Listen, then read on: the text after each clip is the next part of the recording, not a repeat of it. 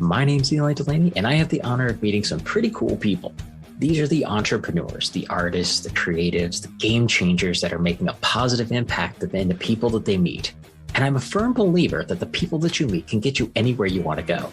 And this show is my way of sharing them with you. It's my way of also helping you meet cool people. All right, welcome back to another Meet Cool People. Eli here, and today I have an awesome dude that I had the opportunity to meet a couple of years ago at the Million Dollar Mastermind in Dallas, Texas, and we had lunch. We got to hang out a few times. So, Austin Armbrands, he is the host of the Millionaires Are Made show. I don't know if you call it a podcast or a show or however you want to call it, but it's a cool show. He brings in some amazing people with that. He's also a growth coach, a travel enthusiast, which we're definitely going to be talking about, an athlete, both semi-pro and pro in several sports, has a ton of business ventures. I'm not even going to list them all because the list was huge when he sent it over to me. So Austin, thanks for hanging out with me today. Hey, thanks for having me, Eli. I'm excited to finally be on the Meet Cool People show or podcast, however you want to define it. Yeah. This one I say is a podcast, which I think is so funny because I know you and I both know Sebastian, and he's always like, "Don't call it a podcast." I'm like, "Oh, bite me, dude." So mine is a podcast. So first and foremost, I'm gonna touch on the whole travel side. Where are you hanging out at right now? So I live in the Virgin Islands. This is St. Thomas. This is Charlotte Amalie, the capital, and the marina, all the cruise ships and the big mega yachts. You can probably see a few $100 million yachts down there. It looks like we got 4 of the big ones in. Yeah, I get to check out my yacht spot almost every day. Awesome. Love it. Very, very cool. Okay, so I just kind of did a quick little rundown of a few of the cool things. Tell us anything else specific you'd like to talk about as far as, what are the cool things that you do to help increase the world? Yeah. So, we're working on a lot right now. So the last year and a half, I had a huge life change. I owned a bunch of businesses and properties in Denver, basically sold them all and moved down to this beautiful place and took a new kind of turn on life, I guess. So I launched my show. I call it a show because there are 3 guests and it's very visual. It's not as much just audio. So we call it a live show, but you can call it a podcast, whatever. It's called Millionaires Are Made. And it basically, as I traveled, I started getting confused why parts of the world didn't have basic knowledge the same as other parts. Like, just randomly, for instance, off the top of my head, how to invest in stocks. In America, we can go download Robinhood. We can buy $5 in Apple. It takes us 30 seconds. Some parts of the world, they cannot invest in companies in their own country. And that I thought was kind of crazy, but even like spiritual, in India, you have Buddhism up in the north there and all these other things that are just not, I don't know. It's just culturally, you find things that are just so crazy that some people take for granted and other parts of the world don't even know about them. So started this show. I come up with a topic. It helps one of your aspects of health. I bring 3 guests from all around the world, all different walks of life, and they share a tiny little tip to try to help you grow and learn. So each show you have 3 tips, and then we do a daily challenge. So you have an actionable item to go and help improve your life. So that is kind of my favorite thing right now. It's a lot of work, but it's fun. Yeah, it's so funny when you start a show. There's like everybody was like, "Just start a show. It's so awesome. Go start a podcast." It is like there's a lot of work behind the scenes that people don't realize. There's a lot that goes into it, but if you do it right and you get, especially if you're going to do like what you and I both do, is with bringing in guests, you get the right people in there. It is so worth every minute of it. Yeah, it's 100%. I've grown my circle. Some of them have come on my personal board of directors. Just meeting smart people around the world is a pretty beneficial hobby I have. It's good. It's helping. Nice. Yep. Very cool. Awesome. So from a business standpoint, you've had all these businesses. So just give me kind of a quick little bit of a background on a couple of them of a few of the examples of some of the businesses that you had before you sold everything and decided to go hang out in paradise. Yeah, so I guess in Denver, one of my big things was I had a lot of Airbnbs. I think at our height, we were at like 42 Airbnbs. I did car rentals. We were probably at like 25 to 30 cars. I have cannabis stores. I had liquor store, grocery store, coffee shop.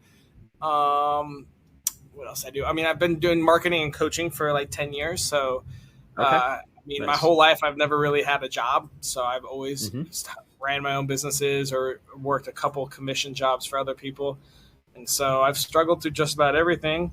And I like to call my life a success. I'm pretty happy living on this island and helping the local community. Now we do all sorts of things. I'm working on throwing retreats. I'm working on, and every retreat will have 20% will be for free to people in need. I'm coming up with mental health guides and like survival guides. If you're just like spiritually lost or financially lost, like a quick sheet to kind of help you go. I'm trying to give everything away for free as much as we can.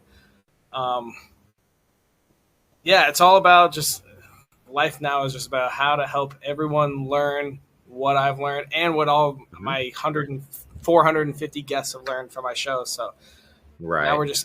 I'm compiling all the experts' knowledge and trying to make it as simple as possible so the whole world can have it. That's my mission. You just made me write it down. Perfect. Thank you. There you go. So we'll have to make sure that you now I'll get you to actually listen to the whole episode for the very simple fact that now you don't have to write it down right now, but you'll come back and go, "Hey, I actually said some really cool stuff. I like that," That which is always sums it entertaining. up I always perfect. find that. I always find that on my side. Like if I'm a guest on somebody else's show, somebody's like, "That was really good." I was like, "What did I say? I don't know." Yeah. But no, this is awesome. I love the way you're doing that. You got, you've been successful in multiple businesses. You branched out a lot. Like for me, I have I'm like a dog with a bone. I have one mission, I have one thing that I do, and when I switch it, it's a lot of work for me to switch to something else. So I give you kudos on being able to do that because for me, that's one of the hardest things I've always had my entire life is to be able to think, how do we build a business, then grow another business and another business? I've had the same business since this business has been in business since 2008. And my previous company was a web and graphic design agency. And those are the only two businesses I've had my entire life. And I've been in All business right. for over 30 years. So, it's like, it's nice to say I don't, I don't bounce around like a lot of people do, but a lot of people bounce around because they can't stay focused. You've actually like created a bunch of successful things, and there's a difference between those two things. So I give you kudos for that. So tell us a little bit about you said that you're putting together retreats. Are those going to be for local, or are you bringing people in for those kind of retreats? How is that? Because there's a lot of people that do retreats. So I'd like to hear what your thought is on how you're doing that. All right. So I kind of, when I start a business, I kind of build a web ecosystem. It's kind of hard to explain. But like Hmm. when I started doing Airbnbs, I would have digital coupons for all my other businesses in the city. So they'd go to my coffee shop, go to my liquor store, cannabis shop, Okay. all that kind of stuff. So I'm kind of redoing that. So I've got this show, right? I've got all these awesome smart guests. I learn so much shit every week. And then, so now it's like, we're going to step it up to another level. It's going to be called Billionaires Are Made. And that's more of a one-on-one where we extract more out of each person. Okay. And then we're going to be moving into retreats. So retreats is where we actually bring in people. It's going to be on this island because it's the most beautiful island in the world. We have 3 of the top 10 beaches in the world, so we will utilize those. But essentially, it'll be roughly 2,000 to 2,500 for like a 4 to 5 day retreat.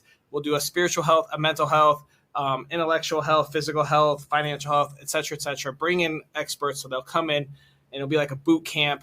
And then we'll make sure that we have follow up and actionable items so that it's not like, oh, I went and I got all rowdy, howdy, dowdy, and then I left and nothing happened. So we'll make sure we Hmm. follow up and keep you accountable. So if you're feeling lost spiritually, or your mental health sucks, or you just went through something serious, or social health, maybe you just got dumped, whatever it is, we're gonna have all that. And so as far as the retreats, we plan on selling like 8 spots and then having 2 free ones to those in need, which is most likely going to be locals on the island. Hmm. That's our main goal with that, is to have, I wish we could give it all for free, but unfortunately everyone else needs to eat and feed their families. Right. Um, but if we can do 20% as kind of like a give back and help someone that may not even know they need it, a lot of times people that are living under poverty don't even like realize that their mindset is off, or realize that, spirituality plays such a role in success in life. And so, my show can help, but Hmm. if get a little boot camp or a little jump start. So we're hoping to do that too. So we'll have 2 out of every 10 people will be free to, most likely locals that are interested. That is awesome. I love it. And it's cool because when you get in that kind of situation, and I've been in that before, I've been at events, usually they're ones that I'm speaking at, and there's been like a scholarship where they'll let somebody in for that purpose. And a lot of times they'll pick somebody as like, either it's just somebody who has had, just needed some help. Sometimes it's, especially younger generation, they'll bring, they'll do a scholarship type of thing for a couple of younger kids or something. And you bring them in and their eyes are just like huge the whole time, because a lot of times they've just never been exposed to that level of thinking before, which I think it's a lot of fun when you can do that. Because, for me, I grew up in a my family was definitely blue collar. So when I understood, I didn't even know what entrepreneur was until I was 22. I didn't even know what that was until then. And then I started, meeting people who had their own businesses. And then I'm actually going and masterminding with millionaires, and I'm learning what's possible. And I'm like, my whole entire life, I had no clue. And so when you can put somebody in that kind of environment, it was like, it's just amazing just to see the transformation that can happen in just a couple of days. I so agree. I mean, when you're a kid, what do you want to be when you grow up? A firefighter, president, and then maybe when you're 10, you're like, oh, I want to own my own business. Like, it's this big, crazy thing. And now, I mean, obviously I've owned tons and stuff. And so I'm like, it's really actually not that complicated. You pretty much have to put the same amount of effort to work your way up in Walmart as you do to just start your own business, fail for 5 years, and then get a success. And so either way, you're putting in 40 hours a week. One of them you might get paid, one of them you don't, and you fail a lot. But the one that you're failing at, man, you're learning so fast. And right. At some point, I tell everyone, I don't know, I think I disagree with a lot of these like gurus or whatever. But if you want to start your own business, quit your job right now, put in your 2 weeks. When you're struggling, you ain't got nothing. That's when you work the hardest and you solve problems the fastest. Right. No, and I would definitely agree with that. There's a lot of times, I think that there's always a thing of, there should be at least have some kind of buffer, because things are going to be rough right at first. So make sure that you've got some cash in the bank just in case. But I do see that when you're, I mean, think about it. If for anybody watching this, because a lot of the people watching this show are business owners, entrepreneurs on their own rights. The times when you work the hardest and you really hustle are the times when the bank account has like 32 cents in it. And all of a sudden you found an extra 52 hours in that week that you could put in the extra work that you didn't have the week before. Right. We know how to, as human beings, we work well under pressure, whether that's good or bad. I don't think that that's necessarily a good thing, but it is a fact that when we have that extra pressure against us and we do have our backs against the wall, we tend to do pretty miraculous things. I mean, it's the survivalist built in humans and all animals. When you feel like, oh, your life is threatened or your lifestyle, then you really got to start crushing down. Yeah, no, definitely. Awesome. So let's talk a little bit about, like I said, you've got so many different things you've got going on, but let's talk a little bit about your, the sports stuff. So I didn't even know that when I met you. I didn't find out until actually until you moved. When I saw you on Facebook, you were moving. You're talking, I'm moving to go play soccer. I'm like, huh? And so I was like, okay, this is interesting. So tell us a little bit about that. So this is how this works. So I played soccer my whole life. Played in Italy, got hurt, came back, played with a semi-pro club called FC Denver for like 15 years in Denver. Mm-hmm. So the national team of the U.S. is like ranked like 11th in the world, right? So it's there was almost never a chance of me playing for the national team. I was never that talented and never had that much. Those are the kids that like play 5 hours a day when they're young, have crazy natural athleticism, yada yada.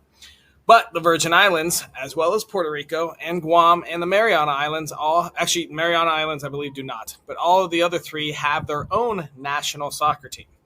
So the Virgin Islands specifically is ranked like 208 out of 210. So it's like the third worst team in the world. Okay.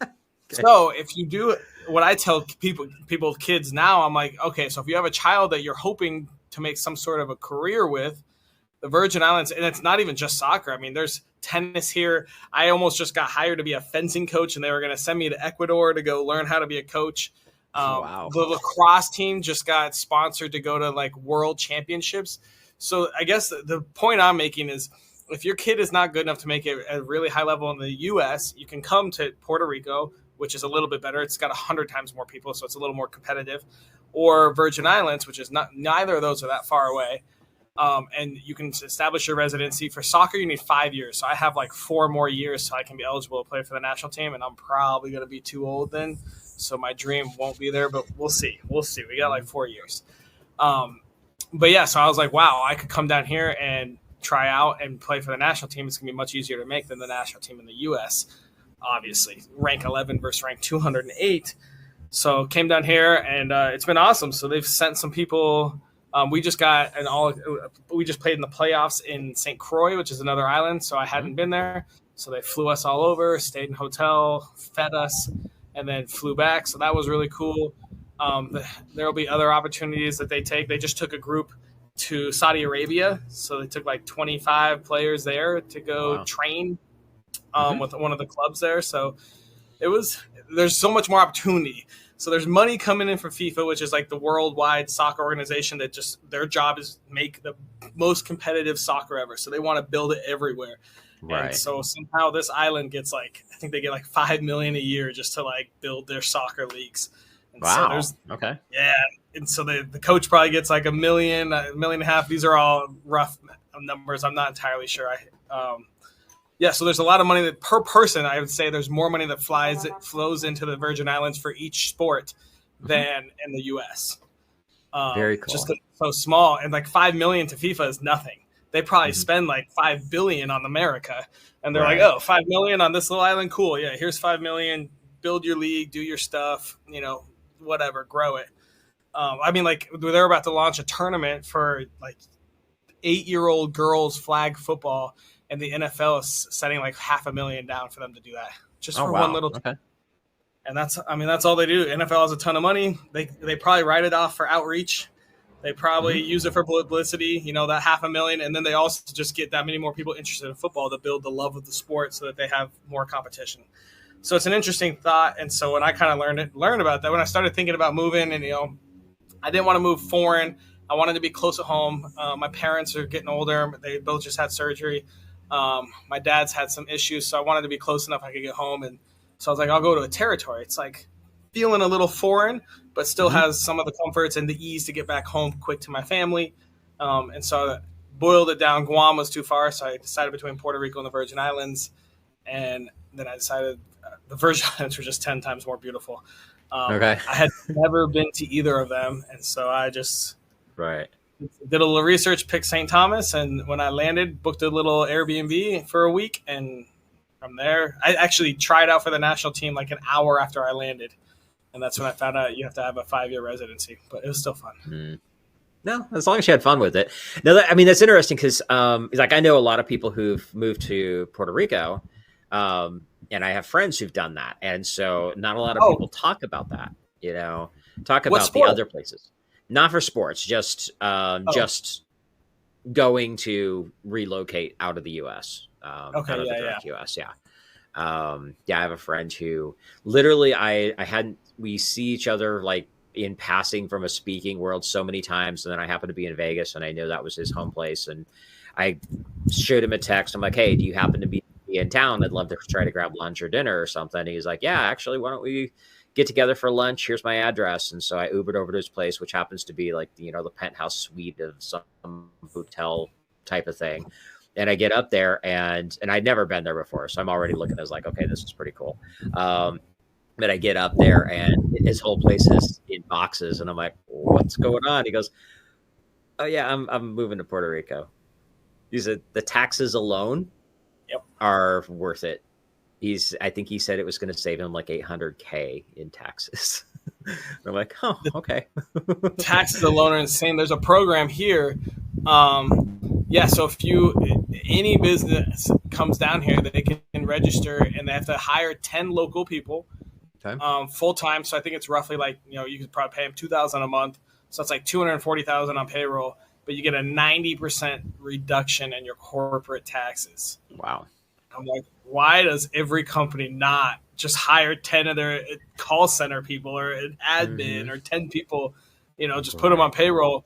So basically, if you're paying over, like $1 million in taxes each year, there's no reason you shouldn't be registered in the Virgin Islands and come down here and hire those 10 people. It's crazy. That is awesome. It's crazy. So what's the cost of living down there? How is that like comparable to, different places? I guess a good question to ask would be, how is that compared to someplace in the US? I mean, I know you've traveled around enough, like any comparable on that.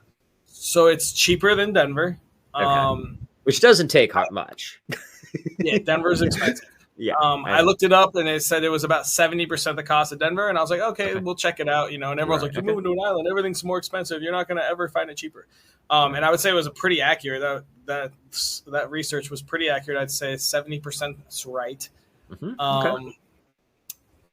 Yeah, I would say, yeah. So I guess if you can compare it to Denver, cool. Like Dallas, it's probably a bit more than Dallas. Dallas was pretty cheap. Dallas was cheap. Moving here, when I moved here, which was just over 2 years ago, it was insanely cheaper. And I had moved from Portland, Oregon. And so it was, even now, fast forward 2 years, even like I'm looking at the price of housing here and it just is like blowing my mind, because something that I can see for, $300K here would have easily been $600K there.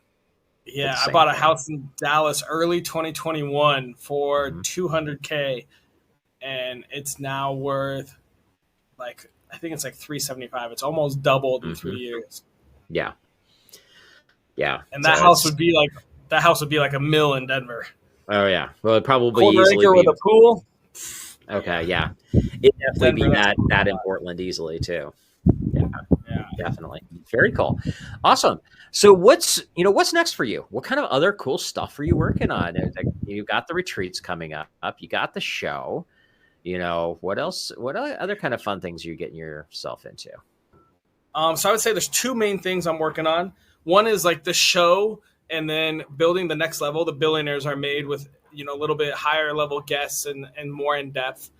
Then we're taking that show, building the retreats. So you come down, you have a 5-day like boot camp for like your spiritual health or financial health with experts that typically come from the show. Then I just started my networking. I've done networking forever. I love getting to know people. And people always ask me to speak and stuff. So I just did our first one, which was cool. And so we'll be launching that, and we're gonna brand that under the Millionaires Are Made brand, I believe, too, and just make it all just anytime you want to grow or get better, Millionaires Are Made. Let's become a millionaire in your spiritual health, millionaire in your mental health, however you want it. And then my other cool thing is I've done this in Denver, and it was really successful. I started it kind of in Dallas, but then my transition hit, so I gave up on it. It's kind of a local little like deals, so I call it Denver's Best Deals. You scan the QR code, you go in, and like all these local businesses have deals and coupons, and you go in and they and you sign up with your email and phone number, so they have your marketing data, which helps them. And then it's all local and small. So like buy one get one burritos at a restaurant or something. So you go there, check it out, try it out, and then we have an automated funnel set up so you get deals and offers for the next like year on that place to hopefully turn you into a regular customer. And down here, it's freaking really needed. They barely even know QR codes. Like nobody here markets. Google Maps it's never accurate. They're open till 3 a.m. or it start at 1. Like it's chaotic. Marketing here just doesn't really exist. It's super interesting. That's funny. So hopefully between my networking, my show, and Island's Best Deals, we can get some small businesses to really grow and flourish. And that's the next goal. Awesome. Help people grow and help local businesses grow. If I can do it on this island, then I can just scale it all to the next big city or the next big world until knowledge is almost free, Right. But it's hard because when you Google it, like you Google it, you get you can, depending on your search history, you get whatever aligns with what you thought. You already get your confirmation bias, or you get results that are scattered and unknown. And so that's why I like bringing 3 guests on. Hopefully they have different points of view, or they're somewhat similar sometimes. and then you can go and connect with them and be like, all right, you've spent 10 years studying this. I want to learn it. How much do I need to pay you to take all your knowledge and right in my brain so I don't have to go spend 10 years learning it? Right. Um, And that leads to my next question for you, because you've had all these businesses that you did. You grew that in Denver. You're going crazy from that. And then you decided it's time to, find something new, sell the businesses, go hang out in paradise. What if you got somebody who is more on that newer side? What is your plan of attack? What would you recommend for them to figure that out? What are the first couple things that they need to put in place? if they're looking to start their own business? They've started their own business, but they're not necessarily at the successful point yet. And they're looking at you and going, okay, I like the idea what this guy has done. He built a business and now he's moved to paradise. What does that look like? Like, what would you do for somebody like, It's somebody not that expensive. Just book a flight down here. Come on down. But we live. Think about the reason. Let me clarify one question with that. Remember, there's a lot of people here in the U.S. that are very unglobal, and so they don't understand that a lot of that is a lot easier than they think it's going to be. So that's kind of why I'm asking the question. Okay, so I guess first things first. Stop being materialistic. Sell your shit and live smaller. I moved down here with a carry-on suitcase and a backpack, and I probably went back twice to grab more stuff. I didn't bring any furniture. I don't give a shit about a couch. I don't care how much you spent on your couch or how many of your children's pets grew up on that couch. Don't bring it. It's going to cost you way more money than you think. Learn to live with less, and you can, travel light, travel cheap. That's one of my mottos. When I travel for a month in Asia, I have a backpack on, and that's it. Right. You need like one decently nice pair of outfit, one or two athletic outfits, and then like two or three normals. They have washing machines everywhere in the world. You can wash your clothes anywhere. And most times it's a lot cheaper in other parts of the world. It blows my mind when people have like two checked bags. I'm like, unless you like are going to a wedding and you have wedding supplies in those bags, right. What the hell are you doing? Yeah, the only time I've ever had that is if I'm going to a Ren fair, because Renaissance fair stuff that's big and bulky, and there's no way to travel but get that into a backpack. When are you going to your next Ren fair? I don't know yet. Actually, no, I do know.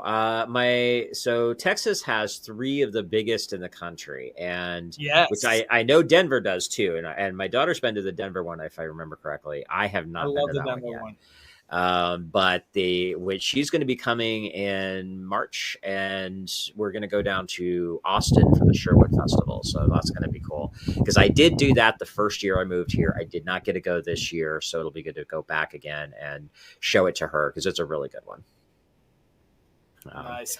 But yeah, we've done that where, when we traveled to different fairs, it's especially the boots alone are like almost an entire suitcase. Yeah, I believe it. Dude, Ren fairs are awesome, though. I love those. They're so much fun. They're one of my favorite things. I think I've only been to the one in Denver, but they build a whole city there. It's there all year round. So it's like everything's already there. And here's a fun little tidbit of it. If you want to, so they actually are registered with the state and the county as their own city. I believe that's true. But they sell the real estate with a homeowners association. So each of those stores you can rent from it's like condos almost. So you can rent from the person that owns it at whatever rental rate, but all of it has to be approved and agreed by the HOA, and the HOA basically makes sure all your items are handmade and local, or whatever their criteria are. They have to approve every business rental.